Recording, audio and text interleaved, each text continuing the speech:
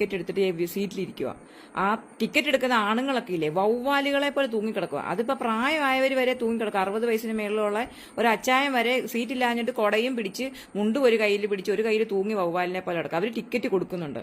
അപ്പൊ ഈ പെണ്ണുങ്ങളെ കയറിയ പെണ്ണുങ്ങളോ ആരും പോലും 10 രൂപ എടുക്കാൻ കയ്യില്ലാത്തവരൊന്നുമല്ല. എല്ലാവരും കയ്യിൽ പൈസ ഉള്ളവരാ. ഒന്നോ രണ്ടോ ഒരു 2 പേരെ കണ്ടപ്പോൾ എനിക്ക് തോന്നി അവർക്ക് എന്തോ ഇച്ചിരി സാമ്പത്തിക പ്രയാസമുള്ളവരായിട്ട് തോന്നി.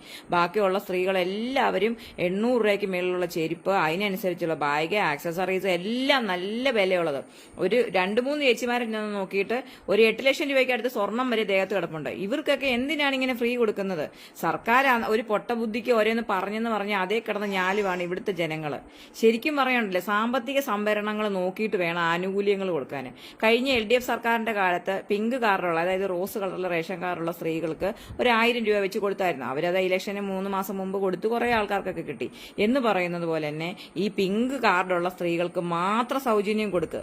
ഓർഡിനറി ബസ്സിലോ ഏത് ബസ്സിലോ. പിന്നെ 18 വയസ്സിൽ താഴെയുള്ള സ്കൂളിൽ പഠിക്കാൻ പോകുന്ന കുഞ്ഞുങ്ങൾക്ക് ഈ പ്രൈവറ്റ് ബസ്സുകാരുടെ ആട്ടും തുപ്പും കേട്ട് അവർ വന്ന വാതുക്കൽ ഇങ്ങനെ പട്ടികൾ കൂട്ടിക്കയറാൻ നിൽക്കുന്ന പോലെ ബസ്സിന്റെ വാതുക്കെ വന്ന് നിന്നാലേ ബസ്സുകാർ കയറ്റത്തുള്ളൂ. അങ്ങനെയുള്ള കുഞ്ഞുങ്ങൾക്ക് KSRTCയിൽ കുറച്ച് ഫ്രീ കൊടുക്കുക. ഈ വളർന്നു വരുന്ന തലമുറയെ നല്ല പോഷകാഹാരവും കൊടുത്ത് നല്ല ജീവിത സാഹചര്യങ്ങളും കൊണ്ട് അവരെ ഉയർത്തിക്കൊണ്ട് വരുവാണെങ്കിൽ അവർക്കുള്ള സാഹചര്യങ്ങളല്ലേ ചെയ്തു കൊടുക്കണ്ടേ? ഇപ്പൊ തമിഴ്നാട്ടിൽ തന്നെ വിജയ് സ്കൂളിൽ നല്ല ഭക്ഷണം കൊടുത്തിട്ട് ജയിൽ പുള്ളികൾക്ക് കഞ്ഞി കൊടുക്കുന്നു എന്ന് പറയുന്നത് പോലെയുള്ള കാര്യങ്ങൾ ചെയ്യേ. തലമുറേനെ വളർത്താൻ നോക്കുക. അല്ലാതെ ഈ കണ്ടടത്തൂടെ തെണ്ടാൻ നടക്കുന്ന പെണ്ണുങ്ങൾക്കും അവിടെ ഇവിടെ കുറെ പേരൊക്കെ നല്ലതിന് വേണ്ടി ചെയ്യുന്നവരുണ്ട്.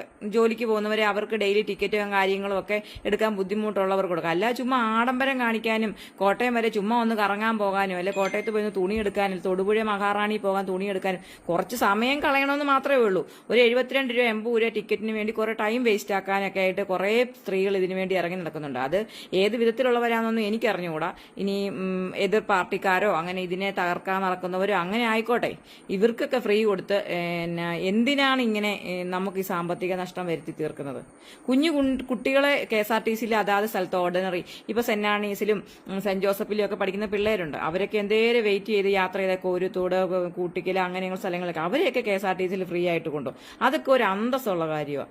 ഞാൻ എന്നിട്ട് കാഞ്ഞിരപ്പള്ളി ഇറങ്ങി കേട്ടോ. ഞാൻ ടിക്കറ്റ് കൊടുത്തപ്പോഴത്തേക്ക് കണ്ടക്ടർ പറഞ്ഞു, മേഡം ഒരാൾക്കായിട്ട് അങ്ങനെ വാങ്ങിക്കാൻ പറ്റത്തില്ല എന്ന് പറഞ്ഞിട്ട് പൈസ വാങ്ങിയില്ല. ഞാൻ കോട്ടയത്ത് ഇറങ്ങിയിട്ട് അടുത്ത സൂപ്പർ